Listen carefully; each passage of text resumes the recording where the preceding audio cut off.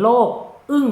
ตกตะลึงกับแสนยานุภาพการเฉลิมฉลองพักแรงงานเกาหลีเหนือครบรอบ80 ปีหนึ่งในนั้นมีประเทศลาวเข้าร่วมนำอีกด้วย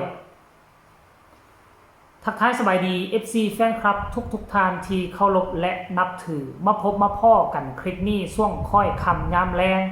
มีเรื่องราวข้อมูลข่าวสารเกี่ยวกับทางด้านการทหารเอามานำเสนอให้ FC แฟนคลับได้รับได้ฮู้อีกครั้งหนึ่งก็แล้วกันแต่ว่าคลิปนี้บ่แม่นเรื่องราวทางการทหารของสาธารณรัฐประชาธิปไตยประชาชนลาวแต่อย่างใดจะนำพาทุกคนไปรับชมและก็จะพาทุกคนไปวิเคราะห์ถึงการจัดงานเฉลิมฉลองสวนสนามอย่างยิ่งใหญ่แบบที่บ่เคยมีมาก่อนในเกาหลีเหนืออาวุธยุทโธปกรณ์บางอย่างก็เอามาโชว์เป็นครั้งแรกและสิ่งที่สำคัญไปกว่านั้นเป็นอย่างจึงว่าเป็นการเฉลิมฉลองแบบที่บ่เคยมีอยู่ในเกาหลีเหนือมาก่อนครั้งนี้เกาหลีเหนือมีการเสื้อเชิญเพื่อนมิตรสหายผู้ที่ไว้เนื้อเชื่อใจบ่ว่าจะเป็นผู้นำบ่ว่าจะเป็นตัวแทนไปร่วมเฉลิมฉลองในงานครั้งนี้อีกด้วยหนึ่งในนั้นก็คือสปป.ลาวของพวกเราก่อนหน้าจะเฉลิมฉลองก็คือประธานประเทศแห่งสปป.ลาวก็ได้เข้าไปร่วมประชุมพบปะกับท่านคิมจองอึนแต่ด้วยมีภารกิจอันใหญ่หลวงอยู่ทั้งประเทศลาวของพวกเราก็ได้ฉลองคือกันเป็นการเฉลิมฉลองวันการทูตลาวครบรอบ80 ปีเช่นเดียวกันก็เลยได้กลับคืนมาสู่ประเทศลาวและก็ให้ต่างหน้าเนาะประเทศลาวไปเข้าร่วมแทนนอกจากลาวแล้วก็ยังจะมีเวียดนามรัสเซียจีนเหล่านี้เป็นต้นซึ่งเป็นประเทศที่เกาหลีเหนือไว้ใจที่สุดและเป็นเพื่อนมิตรสหายบ่ทิ่มบ่ปะเวลาเกิดสงครามกับชาติใดชาติหนึ่งรายละเอียดให้ทุกคนไปชมภาพบรรยากาศเนาะความมวลความซื่นความตกตะลึงอันยิ่งใหญ่อลังการอยู่ที่เปียงยางแล้วจึงมาพ้อกันในช่วงต่อไปชมพร้อมๆกันเลย덕과 염원을 모두 안고 충성과 미훈의 군기들이 영광의 이 광장으로 왔습니다.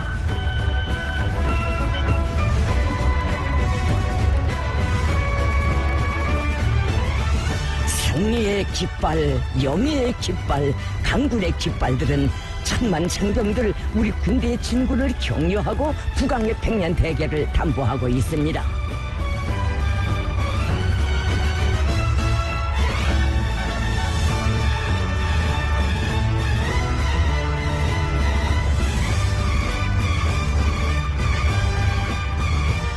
조선인민군의 빛나는 상징기들이 우리 당 80성상을 받들어 소음이 도열했습니다.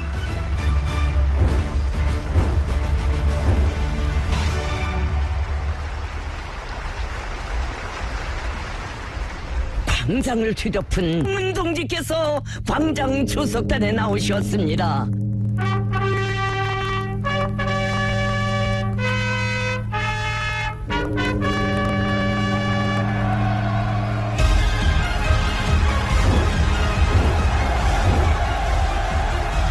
태동하던 용암이 우롱찬 감격의 환호, 경축의 축포성으로 일시에 분화했습니다.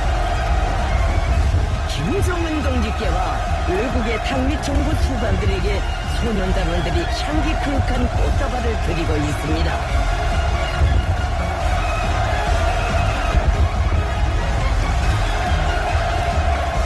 백전백승 조선노동당의 절대적 존엄과 권위의 상징이신 위대한 김정은 동지.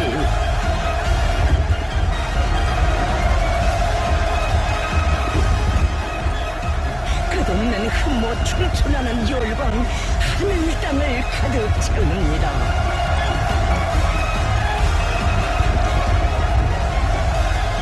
열렬한 만장의 환송에 뜨거운 담례를 보내시는 김정은 동지.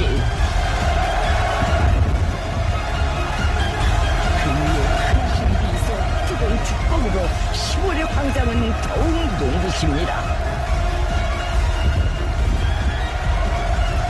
기슬을 모르는 격정의 바다, 진함을 모르는 흠모의 열광. 김정은 동지를 우러러 장만의 열렬한 심장이 끝없는 환희와 감격을 품고 있습니다.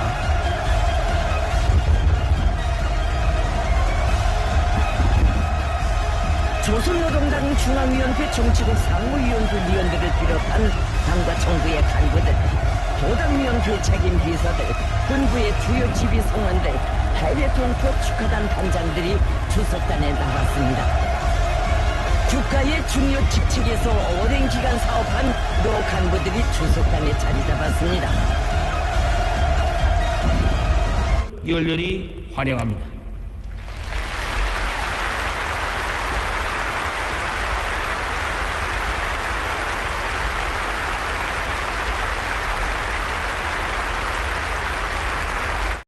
นี่แหละนะท่านผู้ชม